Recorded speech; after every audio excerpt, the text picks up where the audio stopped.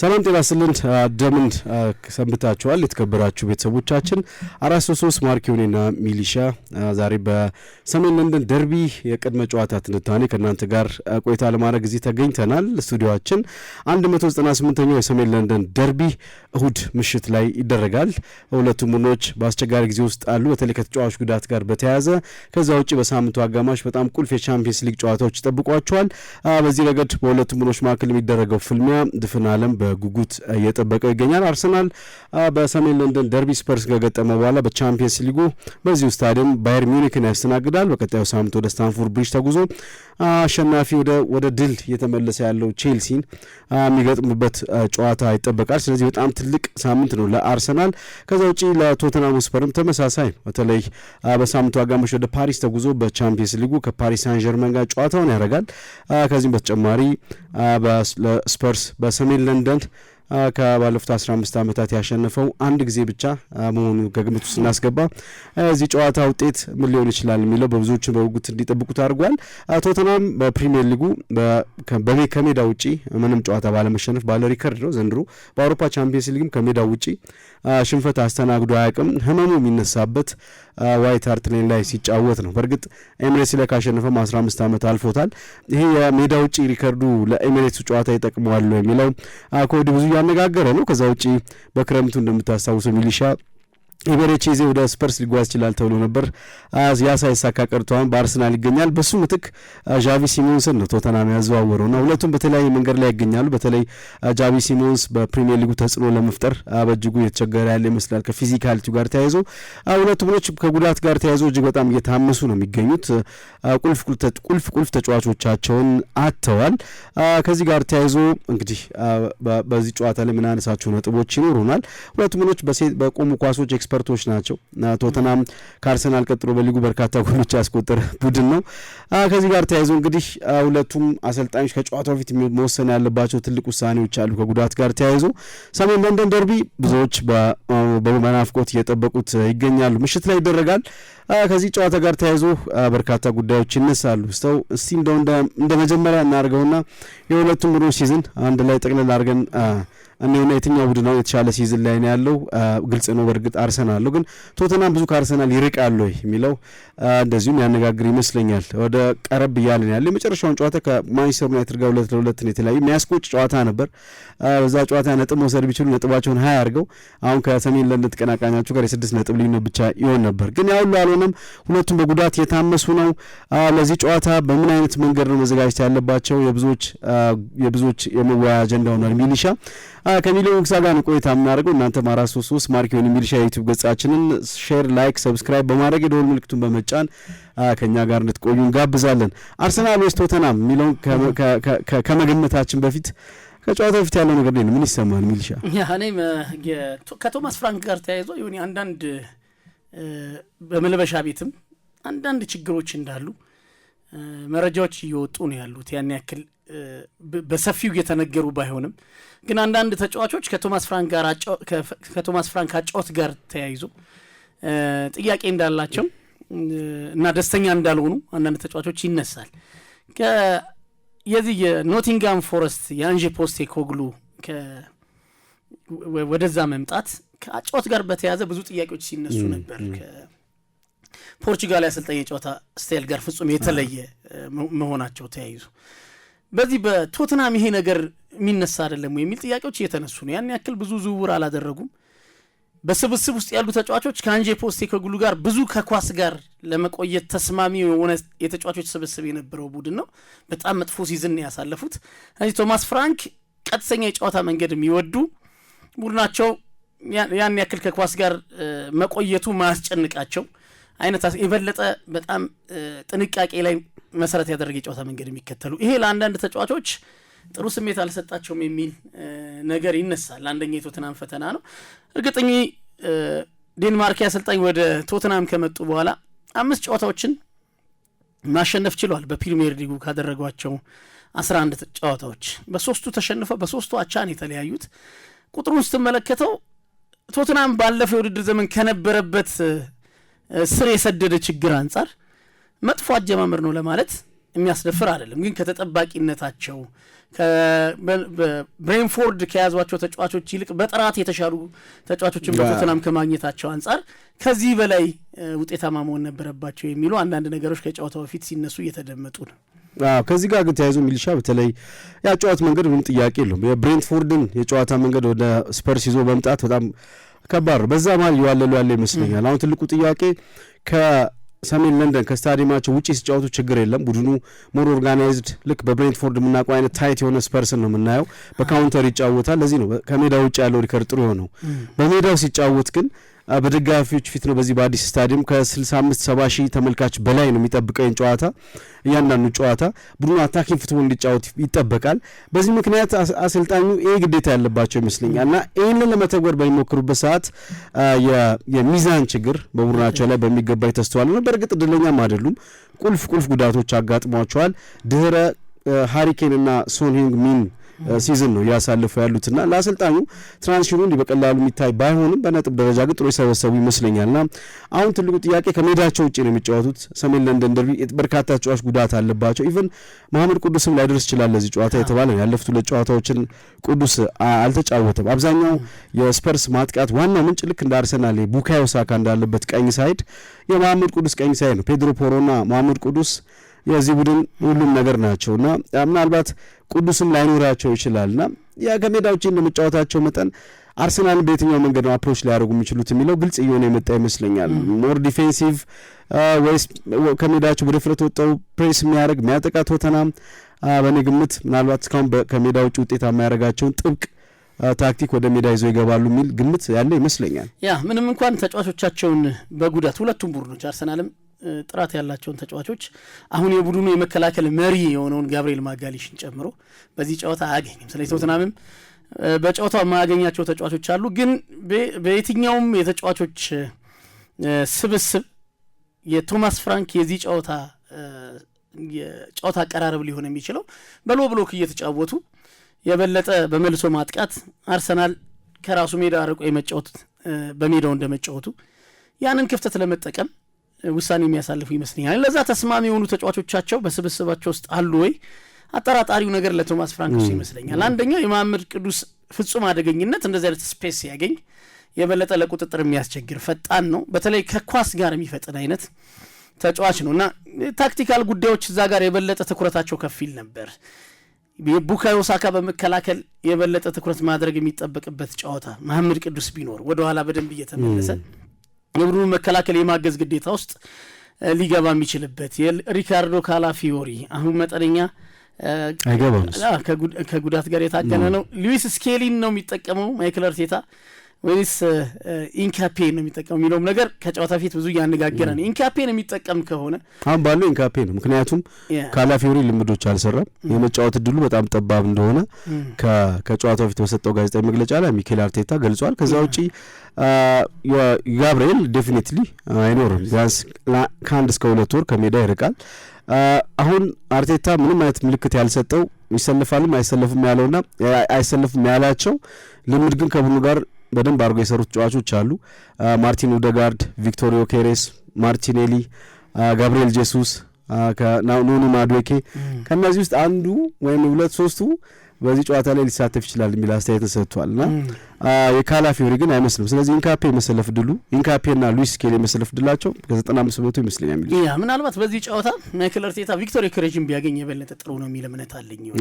ምክንያቱም በሎ ብሎክ ለሚጫወት ቡድን የበለጠ የቪክቶሪዮ ኬሬጅ መኖር የማል ተከላካዮቹ ትኩረታቸው እሱ ላይ እንዲሆን ሌሎች ከመስመር የሚነሱ የአርሰናል አጥቂዎች ስፔስ እንዲያገኙ ማድረግ ለዝግ ብሎ ሩጫውን ለሚያከናውነው ዴክላን ራይስ አይነት ተጫዋች ስፔስ እንዲያገኝ ማድረግ ሞቢሊቲዎች አሉት እዛ በ9 ቁጥር ሲጫወት አርሰናልና ከጠራቸው ተጫዋቾች የበለጠ ለዚህኛው ጨዋታ ቪክቶሪዮ ኬሬጅን ቢያገኝ የበለጠ ለአርሰናል መልካም ነው የሚል ነገር አለኝ። ኦዴጋርድም ለእንደዚህ አይነት ጨዋታዎች ፍጹም ተስማሚ ነው። በሎ ብሎክ የሚጫወቱ ቡድኖች የኦዴጋርድ አይነት ጥራት ያላቸው ፓሶች፣ ሰንጣቂ ፓሶች ለአርሰናል ማጥቃት ፍጹም አስፈላጊ ናቸውና እነዚህን ተጫዋቾች የሚያገኝ ከሆነ ምናልባት በጨዋታው መካከል ለሆነ ደቂቃ እንኳን ማግኘት የሚችል ከሆነ ኒውካስል ጋር ካስታወስክ ጄምስ ፓርክ ላይ አርሰናል እየተመራ ነው ኦዴጋርድ ወደ ሜዳ የገባው ተቀይሮ ገባበት ሰዓት እንዴት ጠጣሪ ነበር። ኒውካስል መከላከል እንዴት እንዳስከፈተው አይተናል ምን ያህል ቁልፍ ተጫዋች እንደሆነና እንዳልከው ከነዚህ ተጫዋች አንድ የመሰለፍ እድል ይኖራል።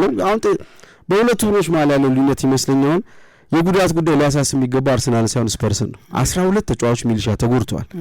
ከነዚህ መካከል ሁለቱ በጣም ቁልፍ ናቸው። አንደኛው መሐመድ ቅዱስ ሁለት ያለፉት ጨዋታዎች አልፈውታል። ይደርሳሉ ለሰሜን ለንደን ደርቢ ጨዋታ እርግጥ የሆነ ነገር የለም። ያለመድረስ እድሉ የሰፋ ይመስለኛል አሁን ባለው። ከዛ ውጪ በኢንተርናሽናል ብሬክ ብራዚል ከሴኔጋል ሲጫወቱ ፓፔ ማታር ሳር ተጎድቷል። መጀመሪያ ላይ ጉዳቱ እንደ ጋብሪኤል ሲሪየስ አይመስልም ነበር፣ ግን በኋላ ላይ ጉዳቱ ከበድ ያለ መሆኑ ተረጋግጦ ቢያንስ ከዚህ ጨዋታ ውጪ ሆኗል የተጫዋች። ከዛ ውጪ አማካይ ክፍል ላይ እንደ ሉካስ በርግቫል አይነት ተጫዋቾች ጉዳት ላይ ነው ያሉት እና ጉዳት የትኛውም ሁለቱም በጉዳት ታምሰዋል።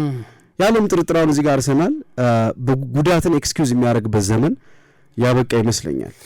የበለጠ ስኳዱ ሰፊ ነው፣ የተለያዩ አማራጮች አሉት። አሰልጣኙ ታክቲካሊ ተለዋዋጭ እጁ ላይ እንዳሉ ተጫዋቾች ለጨዋታ ማዘጋጀት ጥሩ ኳሊቲ እያየን ነው ማይክል አርቴታ ላይ። ስለዚህ ያን ያክል የሚያሳስብ አይመስለኝም። እንግዲህ ቅድም ስናነሳ እንደነበረው ግራው ላይ ብቻ ብንመለከት ተከላካዩ ላይ ለሪካርዶ ካላፊዮሪ ተመሳሳይ የሆነ ተጫዋች መጠቀም የሚችልበት እድል አለው በስብስብ ውስጥ። ኢንካፔ የሃይብሪድ ባክ ፎር ኳሊቲ ያለው ነው። ስለዚህ ተመሳሳይ በሪካርዶ ካላፊዮሪ ልክ የሆነ ተከላካይ መጠቀም ይችላል።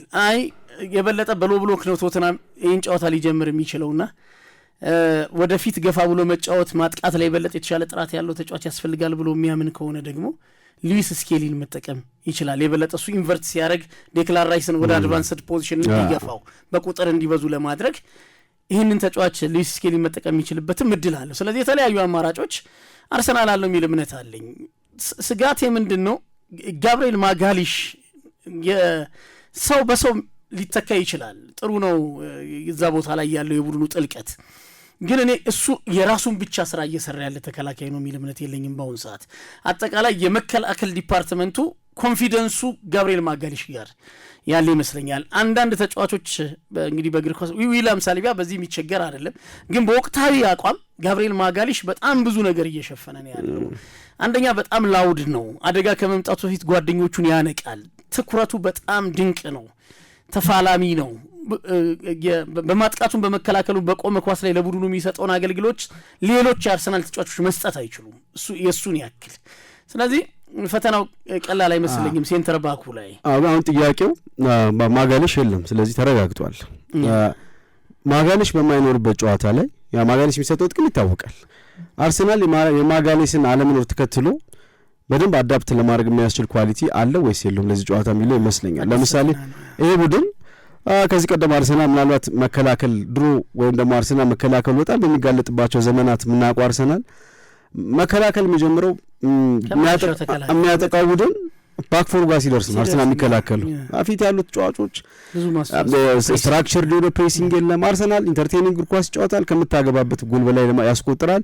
አንዳንድ ጨዋታዎች ደግሞ ታክቲካሊ በጣም ተዘጋጅቶ የመጡ ቡድኖች ደግሞ በደንብ ሲያሸንፉት አይተናል። ይሄኛው አርሰናል ከዛ ዘመን አርሰናል ጋር ይለያል።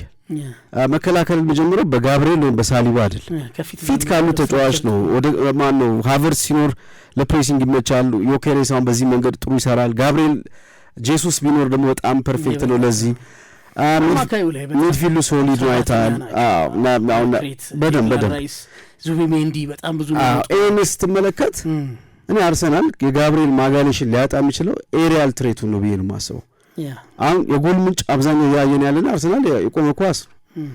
ስለዚህ ልክ አርሰናል አሁን ተከላካይ የወጣበት ሳይሆን ይመስለኝ የሆነ 9 ቁጥር አጥቂ የተጎዳበት ነው ይመስለኝ። ብዙዎቹ የአርሰናል ጎሎች ላይ ቀጥተኛ አሲስት በማድረግ ቀጥታ በማግባት ትሬት በመሆን ሌሎች ክፍተት በመስጠትና እኔ የማል ተከላካይ ሳይሆን የአጥቂ የተጎዳበት ቲም የመሰለኝ። አሁን ጥያቄው ሚኬል አርቴታ ሌሎች የጎል ምንጮች መፈለግ የለበትም ወይ? ጋብሪኤል ከሌለ ሌሎች በቆመ ኳስ ትሬት መሆን ይችላሉ ማየት አለብን። ትልቅ ክፍተት ነው እሱ በሌለበት ግን ለሚኬል አርቴታ አንድ ማንቂያ ደውል ወይም ደግሞ ጋብሪኤል በሌለበት ሰዓት ምናልባት የአርሰናል ሲዝን የሚወስን አዲስ ፎርሙላ የሚያገኝበት ሊሆን ይችላል። ከቆመ ኳስ ውጪ ጎሎችም ስለማስቆጠር በደንብ አብዝቶ የሚጨነቅበት አጋጣሚ ሊኖር ይችላል። በነገራችን ላይ ሁለቱም ቡድኖች በቆመ ኳስ በሊጉ ቶፕ ናቸው፣ አንደኛና ሁለተኛ ናቸው። አርሰናል 10 ስፐርስ 6 ጎል ነው ያስቆጠሩ። በቆሙ ኳሶች ማለት የማዕዘን ምትን ካየ አርሰናል 8 ስፐርስ 6 ነው ያስቆጠረው። በቆሙ ኳስ በሊጉ ከአርሰናል ቀጥሎ ቶተንሃም ነው ሁለተኛ። ስለዚህ ትሬት ፈተናው ነው። በመከላከልም ወቅት ይሄን ስትመለከት ትሬት ሊሆን ይችላል። የሚገርመው ኒኮላስ ዮቨር የብሬንትፎርድ የቆመ ኳስ አሰልጣኝ ነበሩና ወደ ሲቲ ነው ሄዱት። ከዛ እና እሳቸው ሲቲ ሲሄዱ በብሬንትፎርድ የተኳቸው አሰልጣኝ አንድሪያስ ጆርግሰን ብሬንትፎርድን ያዙ። ከዛ ኒኮላስ ዮቨር አርሰናል ሲመጡ አንድሪያስ ዮርገንሰን አሁን የቶተንሃም መጣለ እና ሁለቱም ይተዋወቁ ኬሚስትሪውን ያውቁታል።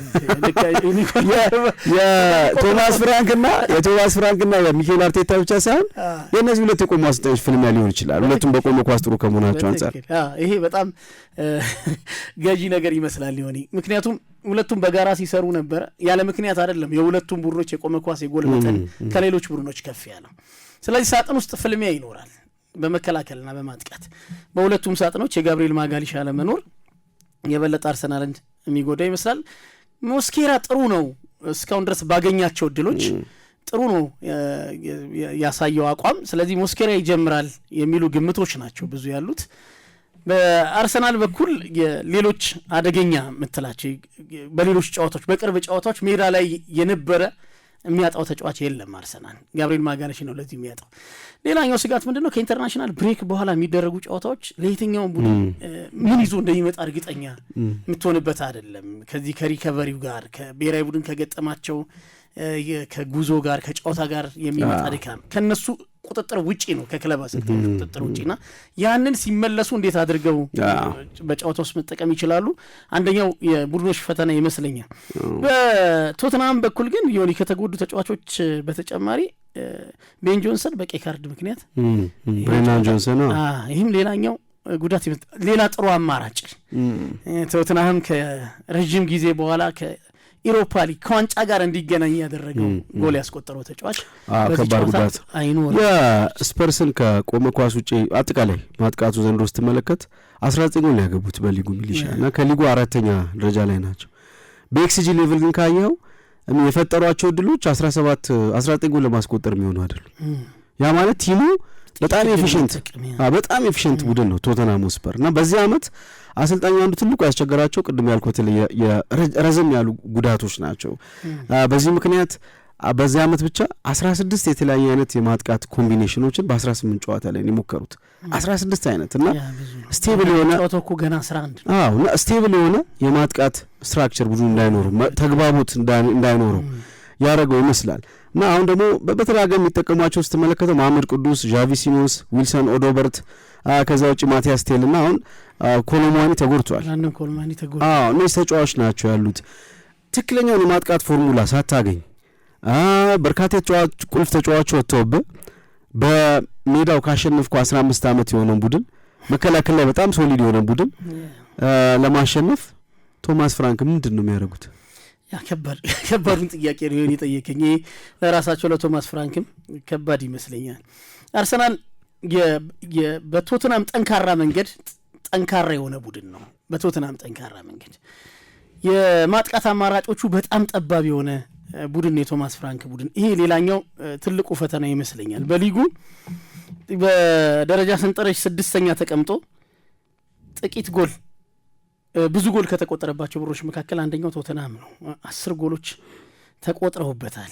ይሄ እንግዲህ በጨዋታ አንድ ሊሆን ጥቂት ነው የሚቀረውና ብዙ ጎል የሚቆጠርበት ቡድን ነው። መከላከሉ ላይም ልክ እንዳነሳው በማጥቃት ላይ እንዳነሳው መከላከሉ ላይም የተለያዩ አማራጮችን ለመጠቀም ሲገደዱ ተመልክተናል። በጉዳት ምክንያት አርጀንቲናዊ የመሃል ተከላካይ ሮሚዮና ቫንደቪን ሰርጂዮ ሮሜሮና ቫንደቪን በጣም ጥሩ ውህደት ነው የፈጠሩት። የተለያየ ኳሊቲ ያላቸው የመሃል ተከላካዮች ናቸው። ይሁን በየትኛውም ትልልቅ ቡድኖች ያንገርቱንገንና እንደ ቶቢ አልደርቬል ላይ ሁለቱ ቤልጂየማዊው አልደርቬል በጣም ጥሩ ተከላካይ እንደነበር ይታወሳልና ጥሩ ጥምረት ነው የፈጠሩት። ይለያያል ኳሊቲያቸው። አንደኛው ተፋላሚ ነው ሰርጂዮ ሮሜሮ፣ አንደኛው ደግሞ ቫንደቪን በጣም ኳስ ኳላ ለመጀመር ተስማሚ። ይሄ የሊቢሮ ኳሊቲዎች ያሉት ድሪቭል እያደረገ ወደ ተቃራኒ ሳጥን ድረስ የሚወድ አሁንም በቶተናም ብዙ ጎል ካስቆጠሩ ተጫዋቾች መካከል አንደኛው የቶተናም የቆመ ኳስ ጥንካሬ ማሳያ የማል ተከላካዩ ልክ እንደ ጋብሪኤል ማጋሊሽ በቶተናም ጎል ማስቆጠር ላይ በጣም ትርጉም ያለው አስተዋጽኦ ያደረገ ተጫዋች ነውና እነዚህንም ተጫዋቾች በጉዳት ምክንያት ለማፈራረቅ ሲገደዱ ተመልክተናል። ሰርጂዮ ሮሜሮ በቅርብ ጨዋታን በቋሚነት ሲጀምር አልተመለከትነውም። ኬቨን ዳንሶ ጨዋታ ሲጀምር እየተመለከትነው ያለነው ኦስትሪያው የማል ተከላካይ እዛ ጋም ጉዳቱ የበለጠ የሚፈልጉትን ነገር እንዳያመጡ እንቅፋት የሆነባቸው ይመስለኛልና የቶማስ ፍራንክን ቡድን ጀጅ ለማድረግ ጥሩ አይደለም ለማለት በቂ ስኳዳቸውን ማዲሰንን ጨምሮ በቂ ስኳዳቸውን ያገኙበት ወቅት በዚህ የውድድር ዘመን አላስታውስ ኩሉሴቭስኪ ማዲሰን በጣም ቁልፍ ተጫዋች ናቸው። እነዚህ ለቤንታንኩር ጭምር ከጉዳት ጋር የታገለ ሲጫወት የነበረባቸው ጊዜያት አሉ። ስለዚህ አሁን ለአሰልጣኙ በጨዋታው ላይ በግልጽ የሆነ ስትራቴጂ እንደሚመጡ ምንም ኦብቪየስ ነው። ምክንያት አላቸው። አንደኛ ጠንካራ ቡድን ቢኖራቸው ከሜዳቸው ውጪ ሶሊድ ቡድን ይዘው ነው የሚቀርቡት መከላከል። አሁን ደግሞ ይበልጥ ተከላክለው አንዳንድ ጊዜ ሚኪ ቫን ደ ቬን እኮ ጭምር ተስፋ ሊያደርጉ ይችላሉ በካውንተር አታክ። አሁን ከራሱ ሜዳ ድሪብል እያደረገ እኮ መውጣት ጀምሯል። አሁን ቻምፒየንስ ሊግ ፍራንክፈርት ላይ ያስቆጠረው ጎል ያንም ያሳይ ነው። ከዚህ ጋር ተያይዞ ይበልጥ አሁን ያለው ቡድኑ ያለበት ሁኔታና የሚጋጠሙት ኤሚሬትስ ላይ ከመሆኑ አንጻር ይዘውት የሚገቡት ስትራቴጂ ግልጽ ይመስላል። አሁን ሚሊሻ ጆ ፓሊኒሃ አሁን በዚህ ጨዋታ በጣም ቁልፉ ሰው ሊሆን ይችላል። ምክንያቱም ለተከላካዮቹ ቀርቦ ትልቅ የመከላከል ኃላፊነት የሚኖርበት ተጫዋች ይመስለኛል። የበለጠ ለቶማስ ፍራንክ የጌም ስታይል ተስማሚው ተጫዋች ይመስላል። የበለጠ ብዙ ሰራተኛ ነው፣ ብዙ ሜዳ ሸፍኖ መጫወት የሚያስችል አቅም አለው። እንግዲህ በሳምንቱ ኢንተርናሽናል ብሬክ ከመምጣቱ በፊት ከኮፐንሃገን ጋር ባደረጉት ጨዋታ 4-0 ሲያሸንፉ ከተጠቀሙበት ላይናፕ የሚያጧቸው ተጫዋቾች ፓፍ ማታሳር አንደኛው ነው። ቁልፍ ተጫዋች ነው። የበለጠ የቡድኑ ሚዛን የሚጠበቀው በሱ ከሳጥን በሚደረግ ሩጫ ነውና እሱም በጉዳት ምክንያት ያጣሉ። ቤን ጆንሰንን በቀይ ካርድ ምክንያት ያጣሉ። ይህም በራሱ ሌላኛው ፈተና ይመስለኛል። ኢንተርናሽናል ብሬኩ አለ፣ ጉዳቶች አሉ፣ ቀይ ካርድ አለ። ከሜዳ ውጭ አርሰናልን ነው የሚገጥሙት ሲመለሱ። ይሄ በጣም ፈተና። አሁን ትልቁ ጥያቄ ሌሎችም አሰልጣኞች መጥተው በኤሚሬትስ እኮ ከስፐርስ ጋር ተከላክለው በካውንተር ሶኒን ሚን እንደዚህ ሃሪኬንም እያለ በደንብ አርሰናል ኳስ በተቆጣጠረበት ሰዓት ድንገት ስፐርሶች ልክ ሃላንድ ያስቆጠሩ አይነት በኤሚሬትስ ዘንድሮ በመልሶ ማጥቃት ያስቆጠሩ አይነት ጎል ያስቆጥራሉ። አሁን ጥያቄው ልክ እንደ ሶን እንደ ሃሪኬን ከዚህ ቀደም እንደነበሩት እንደ ሉካስ ሙራ አይነት በኖክ ተጫወተ ከዛ ተጋጣሚን በመልሶ ማጥቃት ተስማሚ ናቸው ጎል ለማስቆጠር የሚመቹ በዛ ሌቭል ተጫዋቾች አሉ ወይ የሚለው ሌላ አጠራጣሪ ይመስለኛል። አሁን ሪቻርሊሰን፣ ማቲያስ ቴል እንደዚህ አይነት ተጫዋቾች ናቸው ያሉትና እንደ ሶን ሄንግሚን ብላስት የሚያደርጉ በጣም ኤክስፕሎሲቭ ፍጥነት ያላቸው አይነት የመስመር አጥቂዎችም የመሀል አጥቂ ማይታይ ማመር ቅዱስ እዚህ ጋር ነው አስፈላጊ ይመስለኝ የሚልሽ ዊልሰን ኦዶቤርት አይነት ተጫዋች አሁን ከመስመር አሁን በፕሮፋይል ደረጃ በእኛ የዛን ጊዜ የነበሩትን ያህል ከባድ አይመስልም ነው። ጥሩ ኳስ አቀባይ ሃሪኬን ከራሱ ሜዳ ጥራት ያለው ኳስ ፍጥነት ላለው ጓደኛው ጊዜውን የጠበቀ ኳስ መስጠት የሚያስችል በቴክኒክ የላቀ በጣም ፈጣን ሰኑን ግሚን ሳጥን ውስጥ ሲደርስ ፍጥነቱን ተጠቅሞ ሲደርስ ምን ማድረግ እንዳለበት የዛ አይነት ኮምቢኔሽን ደረጃቸው የላቀ ደግሞ በጣም ተዋህደዋል እነዚህ ተጫዋቾች። አሁን ያንን ያገኘ ቡድን አይደለም። የጃቪ ሲሞን ለመልመድ ገና ሊጉ ፊዚካሊቲ ፍጥነቱ ፈትኖት አይኖች ብሉ ፍሎሪያን ቪርትስ ላይ ያረፉ እንጂ ሲጀመር የኤሬቺዜ ዝውውር ካልተሳካ መሳካ ከከሸፈ በኋላ ነው ጃቪ ሲሞንስን ወደ ስፐርስ ያመጡትና የተጫዋች ሻምፒየንስ ሊግ የተወሰነ ብቃቱን ኖርማል ብቃቱን ምናቀለትን ብቃቱን ያሳያል። በፕሪሚየር ሊጉ ግን የሊጉ ኢንቴንሲቲ ፊዚካሊቲ በመጠን ፈተና የሆነበት ይመስላል። በእርግጥ የኤሬቺዜም በአርሰናል አልጋ ባልጋ የሆነ ሲዝን አጀማመር አድርጓል ማለት አይደል። ቡድኑ እያሸነፈ ስለሆነ ብዙ ግን የጃቪ ሲሞንስ ግን ስልጠናና ዴስፕሬት ግዢ ይመስላል ኢዜ ሲያጡ። ሁለተኛ የተጫዋች ቶሎ ደጋፊዎች በጣም የወደዱት ነው ቻምፒየንስ ሊግ ላይ በሚያዩት ነገር ግን ጊዜ የሚፈልግ ይመስላል። አሁን በነገው ጨዋታ ምናልባት ስፔሶች ምናምን በመልሶ ማጥቃት ወቅት የሚያገኝ ከሆነ የቴክኒክ ኳሊቲው በጣም ጥሩ ነው። ማመር ቅዱስ በሌለበት ጨዋታ ምናልባት ትኩረቶች መነሻው የመልሶ ማጥቃቱ መነሻ ጃቪ ሲሞን ሊሆን የሚችልበት እድል ሰፊ ነው። ሪቻርድሰንን እንግዲህ ኮሎማኒ አሁን በጉዳት ምክንያት የለም እንግዲህ የተለያዩ አጥቂዎችን እየተጠቀሙ ነው አሰልጣኙ። በሪቻርድሰን ሲዝኑ ሲጀምር ተከታታይ ጨዋታ ሪቻርድሰን ጎል ማስቆጠር ጀምሮ ነበር። በጣም ጥሩ ጊዜ የሳቸው አጫዋት የበለጠ ለዚህ በአካል ግዙፍ ለሆኑ አጥቂዎች ተስማሚ ነው። በብሬንፎርድም ሳሉና የበለጠ ሊስማሙ ይችላሉ ከዚህ ተጫዋች ጋር የሚሉ ነገሮች ይነሱ ነበር። ከዛ በኋላ ራንደም ኮሎማኒ ለመጠቀም እየሞከሩ ነው። እሱ ተጎድቷል። ስለዚህ ይህን ጨዋታ ሊጀምር የሚችለው ሪቻርድሰን ነው። ሪቻርድሰን ምናልባት አርሽ የሆነ ጨዋቱን ይሄ ጨዋታን የሚረብሽበት መንገድ ተጫዋቾችን የሚጎነትልበት በዛ ምናልባት የአርሰናል ተከላካዮች አምሮ ትኩረት ከጨዋታ ውጪ እንዲሆን ትኩረታቸውን እንዲያጡ ለማድረግ የደርቢው ፊሊንግ ምናልባት ከታክቲክና ከቴክኒክ ከስትራቴጂ ውጪም አንዳንድ የደርቢ ጨዋታዎች አሰልጣኞች ከተዘጋጁበት ውጪ በተቃራኒ ሲሄዱም እኮ ነው ሜዳ ላይ የሚፈጠር አንድ ኢንሲደንት ጨዋታ ያለውን ነገር በሙሉ ይቀይረዋል። ይሄ ደርቢ ጨዋታዎች ባህሪ ነው። ምናልባት አንደኛው ስፐርስ አርሰናል እንደዚህ ብዙ ጊዜ ሲያደርግ ተመልክቻለሁ። ወደ ኤምሬትስ በሚሄዱ ሰዓት በተለይ ኩቲ ሮሜሮ አርጀንቲና ነው ታውቃለህ፣ እና ተጋጣሚ እንዳይረጋጋ እንደዚህ ዳርክ አርትስ በመጠቀም አርሰናል ደግሞ በዚህ ሌላ የተካነበት ሆኗል። ለራሱ አርሰናል የሚቸገርበት አይደለም። እና ስትመለከት ለፈታኝ ነው። ለሁለቱም ሳምንት ፈታኝ ነው። አሁን ስፐርስ ወደ ፓርክ ደ ፕሪንስ ነው ሄደው በሳምንቱ አጋማሽ እሱንም ታሳቢ ማድረግ ይገደዳል አለባቸው። አርሰናል 100% የማሸነፍ ጉዞ አለው በቻምፒየንስ ሊግ። ግን ደግሞ ሙኒክን ይጠራል ቀጥ በሮብ ዕለት። ከዛ ደግሞ ስታንፎርድ ብሪጅ ላይ ጨዋታ አለ። ጨዋታ ማለት አሁን ይሄን የሰሜን ለንደን ደርቢ ማያሸንፍ ከሆነ ለምሳሌ ቢሸነፍ ከቼልሲ ጋር ያለው ነጥብነት ወደ 3 ዝቅ ይላል። ስታንፎርድ ብሪጅ ላይ የሚያደርጉት ጨዋታ በነጥብ መሳሚ ሊሆን ይችላል። ስለዚህ ለአርሰናል ኢቭን የብሪጁ ጨዋታ ምክንያቱም ቼልሲ ስላሸነፈ ማለት የብሪጁ ጨዋታ በ3 ይሆናል ነጥባቸው 6-3 ላይ ነው የሚገኘው። የብሪጁ ጨዋታ የ6 ነጥብ ልዩነቱ እንዳለው ነው መሄድ ያለበት ቼልሲ ከማሸነፍ ቀጣይ ጨዋታዎች ስለተመለከቱም ማለት ነውና ሶስቱም ቁልፍ ጨዋታዎች ናቸው። በነገራችን ላይ የሴቶቹ ቡድን አምና እንደዚህ ከቶተናም ከባየርንና ከቼልሲ ጋር ጨዋታ ነበሩ በፕሪሚየር ሊግ በቻምፒየንስ ሊግና በሶስቱ ማሸነፍ አልቻለም እና ሲዝኑ ባዶ እጁን ነው የጨረስ እንትን የነበረው እና አሁን ተመሳሳይ ነገር እያጋጠመ ያለ ይመስላል። ኤኒዌይ አሁን ትልቁ ጥያቄ ሌላ የደጋፊ ጉዳይስ ቢል ይሻል። መቼም ለአርሰናል ደጋፊ ሌላ ሞቲቬሽን የለም ቶተናም ወደ ሰሜን ለንደን ሲመጣ።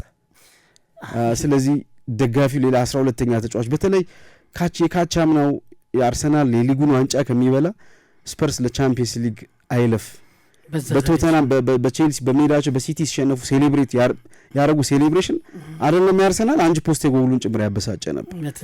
ያ ሌላ ተጨማሪ ቅመም በሁለቱ ተቀናቃኝ ሌላ የፈጠረ ይመስለኛልና የደጋፊው ጫናም አሰልጣኝ ቶማስ ፍራንክ የመጀመሪያ ደርቢያቸው ከመሆኑ አንጻር ቡድኑ አሁን ካለው ጥንካሬ በስነ ልቦና ረገድ መጠነኛ መሸርሸር ከመኖሩ አንጻር የኤምሬትስ ፋክተር ሳይጠቀስ የሚያልፍ አይመስለኝም። በትክክል ከዛኛው እንግዲህ የአርሰናል ደጋፊዎችን እጅግ ካበሳጨ የቶተናም ደጋፊዎች ድርጊት በኋላ ለመጀመሪያ ጊዜ ሲገናኙ ነው በኤምሬትስ።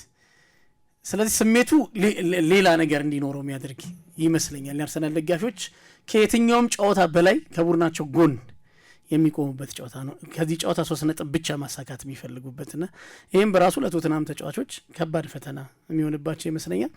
የስኳድ ዴብዙን ለመጠቀምም አርሰናል የተሻለ እድል በእነዚህ በሶስቱ ጨዋታዎች መካከል ሆኖ አርሰናል በተለይ አሁን ከጉዳት ልጆች እየተመለሱ ከመሆኑ ጋር በተያያዘ ስኳድ ዴብዙን ለመጠቀምም እድል ያለው አርሰናል ይመስለኛል። ቶተናም ስኳድ ዴብዙ ጠባብ ነው።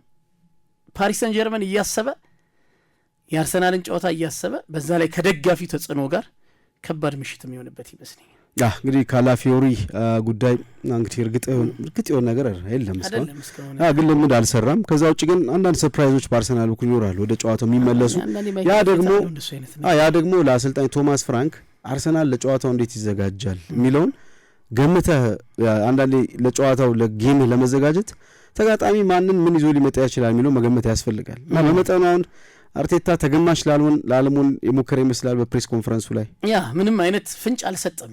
የትኛው ተጫዋች ሙሉ ትሬኒንግ መስራታቸውን መናገሩ ደግሞ የበለጠ ቶማስ ፍራንክን የትኛውን ተጫዋች ሊጠቀም ይችላል ብለው እንዲወዛገቡ ለዝግጅት ብዙ እንዳይመች ያደረገ ይመስለኛል። ምናልባት ዝምታ አልፎት ቢሆን የአርሰናል የማይጠቀምባቸው ተጫዋቾች በግልጽ ይታወቃሉ። አሁን ግን ሙሉ ትሬኒንግ ሰርተዋል የሚል ነገር እየተሰማ ነው ያለውና የትኛውን ተጫዋች በቋሚ አሰላለፍ ያስጀምራል። እርግጥ ትንሽ ጉዳታቸው የጥቂት ጊዜ ካለመሆኑ ከ2 ሳምንት በላይ የሆኑ ጉዳቶች ስለሆኑ ብዙዎቹ በቋሚ አሰላለፍ የሚያስጀምርበት እድል የሚኖር አይመስለኝም። ግን ከተጣዋቂ ወንበር ተነስተውም ቢሆን ጨዋታ መቀየር የሚያስችሉ ተጫዋቾቹ ወደ ተጣዋቂ ወንበር ከመጡ ለአርሰናል በጣም ትልቅ ዜና የሚሆን ይመስለኛል። እንግዲህ 198ኛ ግንኙነታቸው ነው ሁለቱ ቡድኖች።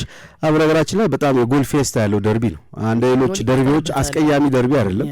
በጣም አታኪንግ ፉትቦል የሚታይበት በጣም ድራማ ያለው አዝናኝ እግር ኳስ ጎሎች 4-4ቶች 5-4ቶች 2-2ቶች 3-2ቶች በብዛት ያሉ ጨዋታ ነው። አድማጮቻችን ሴና የ433 ቤተሰቦች ከሰሜን ለንደን ደርቢ የማትረሱ ጨዋታ የትኛው ነው? በታሪክ በጣም ማይረሱ በርካታ የደርቢ ጨዋታዎችን አይተናል በሁለቱ መካከል። በታሪክ የትኛውን አትረሱም?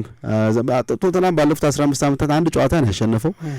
ዩኑስ ካቡል ላይ ያስቆጠራት 3ኛ ጎል አትረሳም። አርሰናል 2-0 እየመራ 3-2 የተሸነፈበት ከርቀት ያስቆጠረው መቼም የአርሰናል ወገን ያልሆኑ ይህን ጨዋታ እንደሚያስታውሱ ምንም እርግጠኛ ነኝ። የአርሰናል ኮን ግን ይህን ጨዋታ ማስታወስ አትፈልግም። ከዛ ውጭ በጣም የሚታወሱ ጨዋታዎች አሉ። 2004 የፒሬዝ ጎል 5-4 ጆዜ ሞሪኖ ቅርጫት ኳስ ጨዋታ ነው ያሉት። 2011 ላይ የዳቪድ ቤንትሌ ማጂክ የታየበት 4-4 ያለቀ ጨዋታ አለ። ከዛ ውጭ ሚማኔላ ዲባውር ያስቆጠረው ጎል ድንቅ ነው።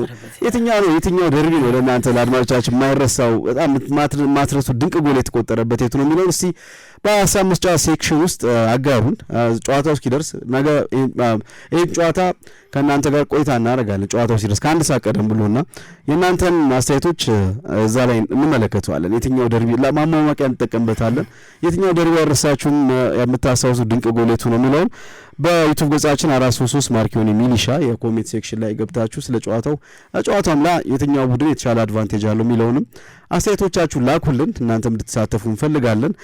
ለአሁኑ ግን ሰሜን ለንደን ደርቢ ተጠባቂውን ጨዋታ በተመለከተ ያዘጋጀነው ይህን ይመስላል። ከጨዋታው ደግሞ አንድ ሰዓት በፊት ቀደም ብለን አዳዲስ ጉዳዮች መኖራቸው ስለማይቀር የዛን ጊዜ ሰፊ ቆይታ እናደርጋለን። ለአሁኑ አብረናቸው የቆየነው ሚሊዮን ጉክሳና ዮናስ አዘዘ ነበርን። መልካም ጊዜ እንዲሆንላችሁ እንመኛለን። የጨዋታው ሰዓት ላይ አንድ ሰዓት ቀድመን በ433 አራዳ ኤፍኤም 95.1 እንድንገናኝ ከወዲሁ ቀጠሮ እያስያዝን እኛ በዚሁ እንሰናበታለን። መልካም ጊዜ ይሆንላችሁ።